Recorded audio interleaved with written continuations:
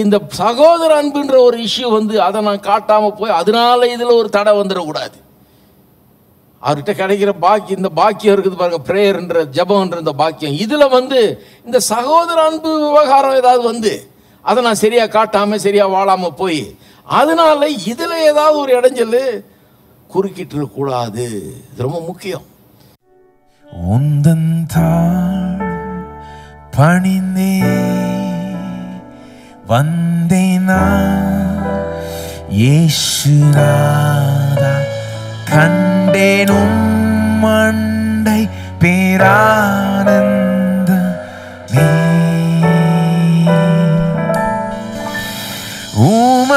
உமக்கீடாய் யாருமில்லை, யாதுமில்லை என்பே.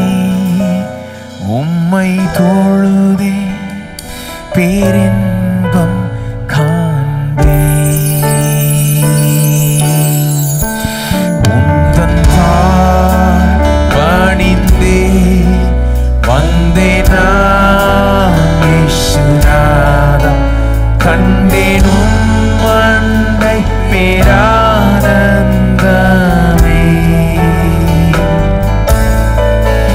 உமக்கீடாய் யாருமில்லை, யாதுமில்லை என்பேன். உம்மை தொழுதே பேரின்பம் காண்பேன். வானம் உமது சிங்காசனம், பூமி பாதபடி மண்மை புகழ்ந்து போற்றி துதித்து களிப்பாயன் இதயம் பூரிக்குதே உம் சந்நிதியில். உந்தன் பணிந்தே வந்தேனா இயேசுநாதா, கண்டேனும் மண்டை பேரானந்தமே. உமக்கீடாய் யாருமில்லை, யாதுமில்லை என்பே.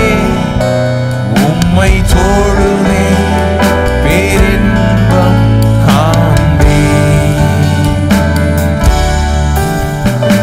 வானம் உமது சிங்காசனம், பாதபடி மண்மை புகழ்ந்து போற்றி துதித்து களிப்பாயன் இதயம் பூரிக்குதே உம் சந்நிதியில்.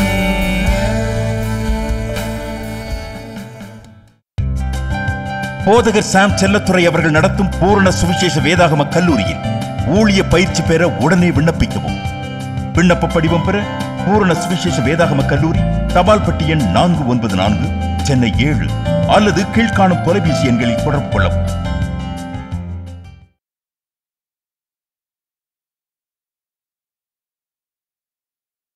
ஜபங்கிறது ரொம்ப முக்கியமான ஒரு நேரம், முக்கியமான ஒரு காரியம்.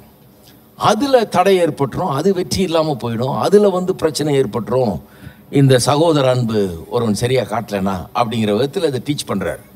சகோதர அன்பு போதிக்கும் போது, அன்பில் எப்படி வாழ்கிறதுன்னு போதிக்கும் போது எவ்வளோ முக்கியங்கிறத எப்படி கொண்டாடுறாரு பாருங்க. இது எவ்வளோ முக்கியம்னா, சகோதர அன்பை நம்ம காட்ட தவறணும் என்றால் அது நம்முடைய ஜப வாழ்க்கையே பாதிக்கப்படும். ஜப பாருங்க, ஊரில் யாருக்கிட்டே நம்ம போக முடியாதுங்கிறது வேற, அது ஒரு பெரிய பிரச்சனை இல்லை. கத்தர்கிட்ட போக முடியணும்னு நம்ம சால்வ் பண்ணிக்கலாம், யாருமே தேவையில்லை. கத்தர்கிட்ட போனால் நமக்கு உதவி கிடைக்குதுன்னா அது போதும். அவர்கிட்டே போக முடியாத ஆயிடுச்சுன்னா அப்புறம் என்ன ஆகுறது? அதுவே சக்ஸஸ் ஆகாதுன்னா, அவர்கிட்ட போகிறதே சரியாக நடக்காது, அதுலேயே பிரச்சனை ஆகிடுதுன்னா அப்புறம் அப்போ தான் போக்கிடமே இல்லாமல் போயிடுறோம். நம்ம அப்போ தான் நம்மளால் ஒன்றும் செய்ய முடியாமல் ஆயிடுது. ஊரே நம்ம எதிர்த்தாலும் கர்த்தர் நமக்கு இருக்கும்போது, தாயின் தாப்புன்னு தள்ளிட்டாலும் அவர் என்னை சேர்த்து கொள்வார்னு போகலாம். அவர்கிட்டயே போகிறது அதுலேயே பிரச்சனை வந்துருச்சுன்னா பிரச்சனை, அதுதான் ரொம்ப பெரிய பிரச்சனையாடும். அதை தான் சொல்கிறாருங்க. அப்போ ஜெபம்னா என்ன? நிறைய பேருக்கு ஜெபத்தை குறித்து ஒரு பெரிய தவறான ஒரு அபிப்பிராயம் இருக்குது பாருங்கள். ஜெபத்தை குறித்து நிறைய பேர் என்ன நினைக்கிறாங்க, ஜெபம்னா சில சொல்லுவாங்க இல்லையா, I will say a prayer, நான் ஜெபத்தை சொல்லிடுறேன் இருங்க. ஒருத்தர் அப்படி தான் பாருங்கள், ஒரு ஒரு சின்ன ஜெபம் சொல்லிடுறேங்க, நான் படுக்கிறதுக்குள்ளே எப்பவும் சொல்லுவாங்க ஜெபம்னு பாக்கெட்லேருந்து எடுக்கிறாரு, சீட்டில் எழுதி வச்சிருக்காரு ஜெபத்தை கரெக்டாக. ஏதோ ஒரு 4 வரி எழுதி வச்சிருக்கிறாரு, கடன்னு இந்த ஜெபம் பாருங்கள், இது நான் டெய்லி சொல்லிக்கிறது இது அப்படின்றாரு. நான் டெய்லி இது அந்த 4 வரியை சொல்லிட்டா அது ஒரு ஜெபம், அவ்வளோதான். இதை நான் டெய்லி சொல்லிடுறதுங்க, படுக்கிறதுக்கு முன்னால் எப்படியும் சொல்லிடுறது அப்படின்றாரு. அப்புறம் சொல்கிறாரு, நீங்கள் கூட இதை டெய்லி கொஞ்சம் சொல்லலாங்க, ஒரு 2 நிமிஷம் தான் எடுக்கும், இதை டெய்லி கொஞ்சம் சொல்லலாம். ஏன்னா சொல்லும்போது உங்களுக்கு ஒரு மனதில் ஒரு பெரிய அமைதி ஏற்படும், ஒரு தெரப்பி மாதிரி, தெரப்பியூட்டிக் எஃபெக்ட் இதில். இந்த ஜெபத்தை சொல்லும்போது உங்களுக்கு மைண்டு கொஞ்சம் ஃப்ரீ ஆகும், டென்ஷன்லாம் கொஞ்சம் ஃப்ரீ ஆகும், தூக்கம் நல்லா வரும். அதனால் இதை இப்போ எதுக்கும் பாக்கெட்லேயே வச்சுக்கோங்க, அப்பப்போ எடுத்து பார்த்து தூங்கும்போது இதை கொஞ்சம் சொல்லிவிட்டு பார்த்தீங்கன்னா உங்களுக்கு ஏதோ ஒரு சைக்கலாஜிக்கல் எஃபெக்ட் இருக்குது இதில் அப்படிங்கிறார். அதாவது உங்களுடைய ஆரோக்கியத்துக்காக, உங்களுடைய மன ஆரோக்கியத்துக்காக இதை டெய்லி செய்கிறது நல்லது. ஒன்றும் இல்லை, இது ஒரு 4 வரி அவ்வளோதான். இதை வாசித்து கண்ணை மூடிட்டு இதை சொல்லிடணும், கொஞ்சம் நேரம் அப்படியே இருக்கணும், அப்புறம் தூங்கினா நல்லா வரும் தூக்கம் அப்படின்றார். ஜனம் என்ன நினைக்கிறாங்க, ஜெபங்கிறது ஏதோ ஒரு மெக்கானிக்கல் ரிச்சுவல், ஏதோ ஒரு சடங்காச்சாரம், அதை ஒரு எந்திரம் போல் செய்கிறது. அந்த 10 வரி எழுதி வச்சுருக்கோம், அதை கடகடன்னு வாசிக்க வேண்டியது, வாசித்துட்டு கொஞ்சம் நேரம் அப்படியே கண்ணை மூடி இப்படி இருந்துட்டு அப்புறம் தூங்க வேண்டியது. அப்புறம் அது அப்படியே சைக்கலாஜிக்கலாக நமக்கு ஒரு பெரிய ஒரு எஃபெக்டை உண்டாக்கும். ஆனால் புதிய ஏற்பாடு அப்படி போதிக்கல ஜெபத்தை பற்றி. ஜெபம்னா என்ன, புதிய ஏற்பாடு எப்படி அதை போதிக்கிறதுங்கிறத கவனிக்கணும். அது ஒன்றும் இப்படி சும்மா எழுதி வச்சு படிக்கிறது இல்லை. ஜெபம்ங்கிறது ஏதோ ஒரு ஆட்டோமேட்டிக் இது கிடையாது, ஏதோ சொல்கிற நாள் அழகான வரிகளோ ஒரு கவிதையோ அப்படி அல்ல. ஜெபங்கிறது அதெல்லாம் கிடையாது. பாருங்கள், ஜெபம்னா என்ன? ஜெபம்னு சொன்னால் இங்கே 19ஆம் வசனத்தில் தெளிவாக வருது. 1 யோவான் 3ஆம் அதிகாரத்தில் வாசனம் இல்லையா, 19லாம் தொடங்கணும். 19ஆம் அதிகாரத்தை திருப்பி பாருங்கள். இதனாலே நாம் நம்மை சத்தியத்துக்குள்ள உரியவர்கள் என்று அறிந்து நம்முடைய இருதயத்தை அவருக்கு முன்பாக நிச்சயப்படுத்தி கொள்ளலாம். ஜெபத்தை பற்றி தான் பேச போகிறார் அடுத்த வசனத்திலேருந்து. இங்கே ஒரு எக்ஸ்பிரஷன் யூஸ் பண்ணுறாரு பாருங்க, இங்கிலீஷ் பைபிளில் பிஃபோர் ஹிம்னு வருது. அவருக்கு முன்பாக. ஜெபம்ங்கிறத 2 வார்த்தையில் டிஃபைன் பண்ணிடலாம். அது என்னன்னா, மனுஷன் தேவனுக்கு முன்பாக நிற்கிறது, தேவனோடு ஐக்கியம் கொள்ளுகிறது, தேவனோடு உறவாடுகிறது, தேவனோடு நேரத்தை செலவழிக்கிறது. ஜெபம்னா என்ன? நான் மற்ற எல்லாத்தையும் ஒதுக்கி வச்சுட்டு ஒரு விசேஷமான விதத்தில் தேவனிடத்தில் அவரை தரிசிக்க எனக்கு ஒரு ஸ்லாக்கியம் கொடுக்கப்படுகிறது. நான் அங்கே நிற்கிறேன், அவருடைய முகத்தை நான் தரிசிக்கிறேன், அவருக்கு முன்னால் நிற்கிறேன், அவருக்கு முன்பாக அப்படின்னு வார்த்தை வருது பாருங்க. அவருக்கு முன்பாக, எல்லாம் சொல்லுங்க, அவருக்கு முன்பாக. இட்ஸ் கம்மிங் பிஃபோர் காட், தேவனுக்கு முன்பாக வருகிறது. பவுலப்பன் சொல்கிறாரு, அப்போஸ்தலர் 17 சொல்கிறாரு, நாம் எல்லாரும் அவருக்குள் வாழுகிறோம், அவருக்குள் இருக்கிறோம், அவருக்குள் அசைகிறோம் அப்படிலாம் சொல்கிறாரு. அப்போ பொதுவாக எல்லாருமே மனுக்குலம் எல்லாமே அவருக்குள்ளே தான் இருக்குது. அவர் கடவுள், நம்மளை காட்டில் பெரியவர், எல்லாம் அவருக்குள்ளே தான் இருக்கிறோம். அது ஜென்ரல். ஜெபம்ங்கிறது அப்படி ஒரு ஜென்ரல் இது கிடையாது. நம்ம எல்லாருமே அவருக்குள்ளே தான் இருக்கோம், அவருக்கு முன்னால் தான் இருக்கிறோம் அப்படின்னு சொல்லிட்டு போகிறது. ஜெபம்ன்றது ஒரு ரொம்ப ஸ்பெஷல்னா என்ன, ரொம்ப சீட்டு கொடுத்து தரிசனத்துக்கு பர்மிஷன் வாங்கிட்டு கதவு திறக்கப்பட்டு நம்ம உள்ளே போய் நம்மளை மட்டும் ப்ரைவேட்டாக பார்க்குறாங்க பாருங்க, அதான் தரிசனம். அந்த மாதிரி ஒரு இது ஜெபம்ங்கிறது. தேவனிடத்தில் நமக்கு தனிப்பட்ட முறையில் நேரடியாக ஏற்படும் ஒரு தொடர்பு. நான் தேவனை போய் தனிப்பட்ட விதத்தில் தரிசிக்கிறேன். அந்த தனிப்பட்ட விதத்தில் நான் தரிசிக்கும் போது மற்ற எல்லாத்தையும் தூரம் ஒத்தி வச்சிடுறேன். யாராவது பெரிய ஆளுகளை சந்திக்க போகும்போது பார்த்துறீங்களா? பெரிய ஆளுகளை சந்திக்க போகும்போது ஃபோனுங்கெல்லாம் ஆஃப் பண்ணிட்டோமான்னு பார்த்துக்கிறோம் இல்லையா? அங்கே போய் ஃபோன் அடிச்சுட்டு இருக்கக்கூடாது. ஒரு பெரிய மனுஷன்ட்ட பேசிட்டு இருக்கும்போது நீங்கள் ஃபோன் அடிச்சுனா அசிங்கம். அவர் என்ன நினைப்பார், என்ன விளையாடுறியா இங்கே வந்துன்னு, உன் ஃபோனுக்கு அடிச்சிட்டு இருக்குது, உன் பக்கத்தில் இருக்க உன் ஃபோன் அதுக்கு மேலே அடிக்குது அப்படின்னு. அதனால தான் சபைக்குள்ளே வரும்போது ஃபோனை ஆஃப் பண்ணுங்கன்றோம். இங்கே எதுக்கு தேவன் முன்பாக இருக்கிறோம் நம்ம? இது ஒரு ஜெபத்தின் நேரம், இது ஒரு ஆராதனையின் நேரம்.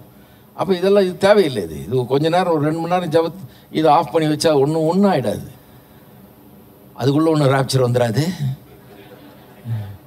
அதுக்குள்ளே ஒன்றும் உலகம் முடிஞ்சிடாது, அழிஞ்சிடாது. அதுக்குள்ளே ஒன்றும் பெரிய பிரேக்கிங் நியூஸ் அதுவும் வந்து ஏதாவது ஒன்று கெட்டு போயிடாது, ஒன்றும் ஆகாது. பாருங்கள், நான்லாம் ஃபோனை எடுத்துகிட்டு வர்றதில்லை, எதுக்கு இந்த தொல்லைன்னு, அப்புறம் பார்த்துக்கலான்னு. இந்த செல்ஃபோனை யூஸ் பண்ணுறதுக்குன்னு அதுக்கு ஒரு வரம் வேணும் பாருங்கள். நான் கற்றுக்கிட்டேன்ல, எப்போ எனக்கு வேணுமோ அப்போ தான் அதை எடுப்பேன். நான் சும்மா எடுக்கிறதே கிடையாது, எனக்கு எப்போ வேணும் எடுப்பேன். ஒரு நாளைக்கு இத்தனை முறை நான் எடுத்து யார் யார் ஃபோன் பண்ணியிருக்கான்னு பார்த்துக்கிறது. யார் யாருக்கு ஃபோன் பண்ணணும்னு நினைக்கிறேன்னா அவங்களுக்கெல்லாம் ஃபோன் பண்ணி என்னங்க ஃபோன் பண்ணிங்களா என்ன விஷயம்னு கேட்டுக்கிறது, அவ்வளோதான். சும்மா இதை அடிக்கிறப்பெல்லாம் எடுத்துகிட்டு இருந்தோம்னா இதுக்கு அடிமையாயிடுறோம் நம்ம. இதே வேலையாக இருக்குது, எடுத்து எடுத்து எடுத்து எடுத்து எடுத்து எடுத்து வைக்கிறதுக்குள்ளே திருப்பி அடிச்சுக்கிட்டே இருக்குது பாருங்கள். அப்புறம் தேவனுடைய பிரசனத்துக்கு முன்னாலும் இன்றைக்கி சிலர் பாருங்கள், சபைக்குள்ளே வந்தாலும் ஃபோனை ஆஃப் பண்ண முடியல அவங்களால. இங்கே உட்காந்துட்டு டெக்ஸ்ட் பண்ணிகிட்டு இருப்பாங்க, இங்கே உட்காந்து 4 வேலையை முடிச்சு வச்சிடலாம் அப்படின்னா அது டக்கு பக்குன்னு அதெல்லாம் செஞ்சிடலான்ட்டு இங்கே வந்தாலும் அதெல்லாம் பண்ணக்கூடாது பாருங்கள். ஏன்னா இது வந்து தேவனுக்கு முன்பாக நாம் இருக்கிற ஒரு நேரம், இது வந்து ஒரு ஸ்பெஷல் டைம் இல்லையா? இதை வந்து ஒரு நல்ல விதத்தில் நம்ம செலவழிக்க வேணும். அப்போ ஃபோன் மட்டும் இல்லை பாருங்கள், நம்மளுக்கு நிறைய எண்ணங்கள் வருது. ஃபோனையாவது நம்ம நேரம் பார்த்துடலாம், ஒரு ஆள் வச்சுருந்தா பார்க்கலாம் இல்லையா? ஆனால் இப்போ ஃபோன் வச்சுருக்கிறதுனால தப்புன்னு சொல்ல முடியாது. சிலர்லாம் ஃபோன் வச்சுன்னா அதெல்லாம் வசனத்தை பார்த்துட்டு இருக்கிறாங்க, இதெல்லாம் இருக்குது. வசனத்தை பார்த்தா சரி, வேற எதையாவது பார்த்துருந்தா தப்பு. சொல்கிறது புரிஞ்சுங்க நல்லா. எண்ணங்கள் வருது பாருங்க, வேற எண்ணங்கள், கரிசனைகள், கவலைகள், அங்கலாய்ப்புகள், ஏதாவது அலசடிப்படுறது மனசு. 1000 இடத்துக்கு ஓடிக்கிட்டு இருக்குது மைண்டு. பெரிய மனுஷனை பார்க்குறோம், ஒரு பிரைம் மினிஸ்டரையோ பிரசிடென்ட்டையோ அந்த மாதிரி ஆளை போய் பார்க்கும்போது மனசு இப்படியெல்லாம் ஓடிட்டு இருக்க விடுவீங்களா நீங்கள்? ஹலோ, ஓடிட்டு இருக்க விடலாமா? கவனம் ஃபுல்லாக செலுத்தணும். ஏன்னா இதை பாக்கியம் கிடைக்கிறது ஒரு பெரிய ஒரு ஸ்லாக்கியம். இது வந்து சும்மா லேசாக கிடைக்காது. அவ்வளோ பெரிய மனுஷன் அங்கே போய் வந்து நான் வேற எதையோ சாம்பார் ஆச்சா காய்கறி வாங்கிட்டானாமே, இந்நேரம் செஞ்சு வச்சிருப்பானா, இட்லி பொடி செய்ய சொன்னமே செஞ்சானா, இதெல்லாம் வந்து சில்லறத்தனம். அதை யோசிக்கக்கூடாது. எதை யோசிக்கணும்? இவ்வளோ பெரிய மனுஷனுக்கு முன்னால் வந்திருக்கிறோம், என்னெல்லாம் செஞ்சு முடிச்சுக்கணுமோ கரெக்டாக செஞ்சு முடிச்சுக்கணுமோ, எதெல்லாம் கரெக்டாக முன்னால் வைக்கணுமோ வச்சிடணும், என்னென்ன கோரிக்கையெல்லாம் வைக்கணுமோ அதெல்லாம் கரெக்டாக வைக்கணும், எதெல்லாம் நான் பேசி தீர்த்துக்கணுமோ அதெல்லாம் பேசி தீர்த்துக்கணும், என்னெல்லாம் பண்ணணுமோ அதெல்லாம் கரெக்டாக பண்ணணுன்ற அந்த முழு கவனம் இருக்க வேணும் பாருங்க. கான்சென்ட்ரேட் பண்ணுறோம். அப்படி தனிப்பட்ட முறையில் கிடைக்கிற ஒரு தரிசனம், இது ஒரு பெரிய ஸ்லாக்கியம். இதில் நான் மற்ற எல்லாத்தையும் ஒத்தி வச்சுட்டு இதுக்கு பூர்ணமான கவனத்தை செலுத்துகிறேன். ஏன்னா அந்த ஜபம் என்கிறது அவ்வளோ பெரிய ஒரு பாக்கியம், ஒரு ஸ்லாக்கியமாக இருக்கிறது. இதில் வந்து அதனால தான் பாருங்க, இந்த சகோதர அன்புன்ற ஒரு இஷ்யூ வந்து அதை நான் காட்டாமல் போய் அதனால இதில் ஒரு தடை வந்துடக்கூடாது. அவர்கிட்ட கிடைக்கிற பாக்கியம், இந்த பாக்கியம் இருக்குது பாருங்க, பிரேயர்ன்ற ஜபம்ன்ற இந்த பாக்கியம், இதில் வந்து இந்த சகோதர அன்பு விவகாரம் ஏதாவது வந்து அதை நான் சரியாக காட்டாமல் சரியாக வாழாமல் போய் அதனால இதில் ஏதாவது ஒரு இடைஞ்சல் குறுக்கிட்டு கூடாது. இது ரொம்ப முக்கியம். அப்படிதான் இவர் பிரசன்ட் பண்ணுறாரு. யோவான் அதை அப்படிதான் சொல்கிறாரு. இதை குறித்து போதிக்கும்போது, சகோதர அன்பை குறித்து போதிக்கும்போது அப்படிதான் அதை சொல்கிறாரு. தேவனுடைய சமூகத்தில் நாம் செலவிடும் நேரம், அந்த நேரத்தில் எல்லாத்தையும் ஒதுக்கி வைக்க வேணும். வேறு எந்த இஷ்யூஸும் இருக்கக்கூடாது. இதுக்கு இடைஞ்சலாக எதுவும் இல்லாமல் பார்த்துங்க. ஏன்னா அது ஒரு ப்ரெஷஸ் டைமு. கரெக்டாக வேலையை நடத்தி முடிக்கிற ஒரு நேரம். உங்களுடைய வாழ்க்கையின் வெற்றி அந்த நேரத்தில் அடங்கி இருக்குது. ஆகவே இதை சரியாக பயன்படுத்திங்கன்ற விதத்தை தான் அதை சொல்கிறார். சரி, அப்போ ஜபம்னா தேவன் முன்பாக நாம் வருகிற நேரம், அதான் டெஃபினிஷன் இல்லையா? எல்லாத்தையும் விட்டுட்டு எல்லாத்தையும் ஓரம் கட்டிட்டு இதுக்கு ரொம்ப கவனம் செலுத்துறது ஒரு பெரிய தரிசனம் மாதிரி, இது ஒரு பெரிய பாக்கியமாய் ஸ்லாக்கியமாக நினைக்கிறோம். அதுதான் உண்மைன்னு சொன்னால், அப்போ சரியான ஒரு ஜபத்தில் என்னவெல்லாம் இருக்க வேண்டும்? What are the conditions of a true prayer? ஒரு உண்மையான ஜபம், நான் சொல்றது உண்மையான ஜபம் 4 வரியை வாசிடுறது இல்லை, கடகடன்னு எதையோ ஒன்று ஒப்பிச்சிடுறது இல்லை. அந்த மாதிரி ஜபத்தை சொல்ல நான். அது வந்து ஈஸியாக பண்ணிடலாம். அதுக்கு ஒன்றும் தேவனுடைய பிரசனத்துக்கெல்லாம் ஒன்றும் வர வேண்டியதில்லை. மார்க்கெட்லேயே நின்று கடன் இப்போ சொல்லிடலாம், பேசாமல் வீட்டுக்கு போகிறதுக்குள்ளே போனோன்னு ஒரு தூக்கமாக இருக்குது, இந்த 4 வரியை சொல்லி முடிச்சிடணும். அப்போ அதுக்கு ஒன்றும் தேவனுடைய பிரசனத்துக்கு முன்னாலாம் வர வேண்டியதில்லை. அந்த 4 வரியை கடகன்னு எடுத்து வாசிட்டு முடியல. நான் சொல்கிறது வந்து ரியல் ப்ரேயர். இருக்கீங்களா? இதெல்லாம் அப்படி சொல்ல வேண்டியதாக இருக்குது இந்த காலத்தில். என்னத்தை பண்ணுறது பாருங்கள், ஒரே குழப்பி வச்சுருக்கிறாங்க. இதுவும் ஜபந்தான் அதுவும் ஜபந்தான். நீ சொல்லிட்டியா உன் ஜபத்தை? அப்படின்னா நான் சொல்லிட்டேன். எப்போ சொன்னதோ டிவி பார்த்துருக்கும் போதே சொல்லிட்டேன். அந்த அந்த ஷோ ஓடிட்டு இருந்தது, அந்த காமெடி சீன் போயிட்டு இருக்குது. நான் அங்கேயே வந்து கடை ஜபத்தை சொல்லிட்டேன் சீக்கிரமாக்கும். அட கடவுளை, சொல்லிட்டேன்ல, அது போதும். சந்தை கடையில் போய் நின்றுட்டு பெரிய பிரசிடென்ட்டுக்கிட்ட பேசின மாதிரி அந்த மாதிரி ஜபத்தை சொல்ல நான். அது வந்து பேருக்கு ஒன்றுத்துக்கு உதவாத ஒரு ஜபம், ஒரு சடங்காச்சாரம். நான் சொல்கிறது வந்து ரியல் ப்ரேயர். அந்த ரியல் ப்ரேயரில் என்ன இருக்கணும்? What makes it a real prayer, true prayer?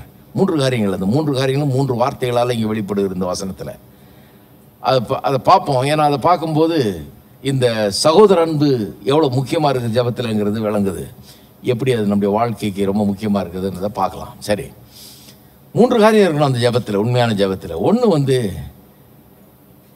நான் குற்றவாளி என்கிற அந்த உணர்வு, என்னுடைய இருதயமே என்னை குற்றவாளி என்று தீர்க்கிற அந்த காரியம் இருக்கக்கூடாது. அதை செட்டில் பண்ணணும். நான் என்னுடைய இருதயமே என்னை குற்றவாளி தீர்த்துச்சுன்னா ஜபம் அங்கே சக்ஸஸ் ஆக முடியாது. என்னுடைய ஜபத்துக்கு தடையாயிடுது. முதல் விஷயம் என்னன்னா, என்னுடைய இருதயம் என்னை குற்றவாளி ஆக்காமல் பார்த்து கொள்ள வேண்டும். சொல்லியிருக்கு பாருங்க 20ஆம் வசனம், நம்முடைய இருதயமே நம்மை குற்றவாளிகளாக தீர்க்குமானால். இங்கிலீஷ்ல ரொம்ப நல்லா சொல்லியிருக்குது, if our heart condemns us, நம்ம இருதயமே நம்ம குற்றவாளி தீர்க்குமானால் தேவன் நம்முடைய இருதயத்திலும் பெரியவராக இருந்து சகலத்தையும் அறிந்திருக்கிறார். 21, பிரியமானவர்களே, நம்முடைய இருதயம் நம்மை குற்றவாளிகள் என்று தீர்க்காதிருந்தால் நாம் தேவனிடத்தில் தைரியம் கொண்டு சக்சஸ் ஆயிடுது ஜபம். இருதயமே குற்றவாளின்னு தீர்த்தனா ஜபத்துக்கு ஒரு தடையாயிடுதாங்க. அவர் பெரிய வல்லவர், நல்லவர், கேட்டதையெல்லாம் தர்றவர், கேட்டதுக்கு அதிகமாக தர்றவர். அவர்கிட்ட வந்து நின்றுக்கிட்டு டைமை வேஸ்ட் பண்ணிட்டு இருக்கிறோம் நம்ம. ஏன்னா நம்முடைய இருதயம் குற்றவாளின்னு நம்ம தீர்க்கிறதுனால, இருதயத்தில் ஒரு காண்டம்னேஷன் இருக்கிறதுனால, குற்றவாளி என்ற உணர்வு இருக்கிறதுனால, அவ்வளோ பெரியவர் நமக்கு எல்லாத்தையும் செய்யக்கூடியவருக்கு முன்னால் வந்து நின்றுட்டு ஒன்றும் வாங்காமல் போயிடுறோம். நம்முடைய ஜபம் சக்ஸஸ் ஆக மாட்டேங்குதுன்றார். குற்றவாளி நீ தீர்க்கலைன்னா சக்ஸஸ் ஆகிடுங்கிறார். இதை தான் சொல்ல வர்றார்.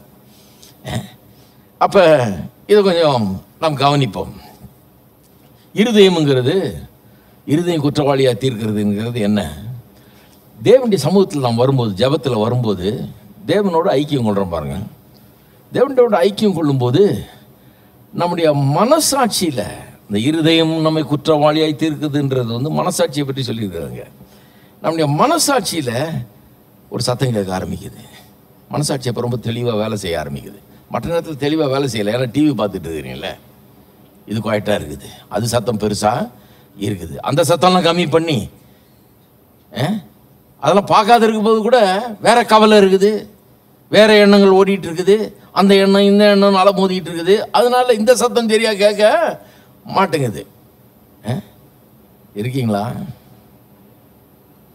இந்த சத்தம் கேரி சரியாக கேட்குறோன்னா மற்ற சத்தத்தெல்லாம் கொஞ்சம் இறக்கணும். ஜன்னலெல்லாம் மூடி, ஃபேனெல்லாம் ஆஃப் பண்ணிட்டு, அழகாக ஏசியை போட்டு உட்காந்து ஆன் பண்ணிங்கன்னா அந்த மெல்லிய சத்தம் ரொம்ப அழகாக கேட்குது இல்லையா? டிவியில் சத்தம் கேட்கலன்ட்டு கொஞ்சம் ஜன்னல்லாம் எடுத்து மூடிட்டு ஃபேன் ஓடும் ஓடிட்டு அதையும் நிறுத்தினா டக்குன்னு சத்தம் பார்த்தா ரொம்ப கிளியராக கேட்குது. அது மாதிரி தான் இது. உள்ள ஒரு சத்தம் பேசிகிட்டு இருக்குது பாருங்கள். அந்த மனசாட்சின்றது கடவுள் நம்மளுக்கு கொடுத்துருக்கிறார். எதுக்காக? நம்முடைய நன்மைக்காக கொடுத்துருக்கிறார். மனசாட்சிங்கிறது ரொம்ப முக்கியம் பாருங்கள். சிலர் மனசாட்சியே இல்லாத போல நடந்துக்கிறாங்க. அதனால தான் மற்றவங்க அவங்கள பார்த்து சொல்கிறாங்க, அந்த அளவுக்கு மனசாட்சியே கிடையாதுன்றாங்க.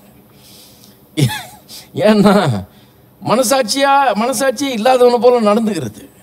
அதை டோட்டலாக இக்னோர் பண்ணுறது. கதற இவங்க பேசாமல் இருக்கிறது. அதுக்கு அதில் போட்டோம் சத்தம், அதை வால்யூம் நிறைய போட்டோம் அப்படின்ட்டு இவங்க போயிட்டே இருக்கிறது. கர்த்தர் நமக்கு ஒரு நோக்கத்துக்காக இந்த மனசாட்சியை தர்றார். மனசாட்சிங்கிறது நம்முடைய ஆவியிலே தேவன் கொடுத்திருக்கிற ஒரு சத்தம் பாருங்க. நம்முடைய சரீரத்தில் ஒரு சத்தம் இருக்குது. இன் அவர் பாடி தேர் இஸ் a வாய்ஸ், ஒரு சத்தம். கேட்டிருக்கீங்களா? அன்றைக்காது ஒன்றுமே தெரியாத மாதிரி உட்காந்துருக்கீங்க. கேட்டிருக்கீங்களா சரீரத்தில் சத்தத்தை? மத்தியானம் 1 மணிக்குள்ளே வீட்டில் போய் சாப்பிட்லன்னா ஒரு சத்தம் கேட்கும். பசிக்குதுன்றது இந்த சரீரம் எப்படி கத்துன்றீங்க. போக போக நாய்ஸ் அதிகமாகும். இந்த காருங்களில் பல சீட் பெல்ட் வருது பார்த்தீங்களா? இந்த புது நல்ல ஹைடெக் காரில் பார்த்தீங்கன்னா சீட் பெல்ட் போடுறான். சீட் பெல்ட்டை போடணும். போடலைன்னா முன்னெல்லாம் ஜனங்க வந்து அது கிடக்குது போட வேணான்ட்டு போட்டுறாங்க. இப்போ சட்டம் கொண்டாந்துட்டாங்க போடணுன்னு.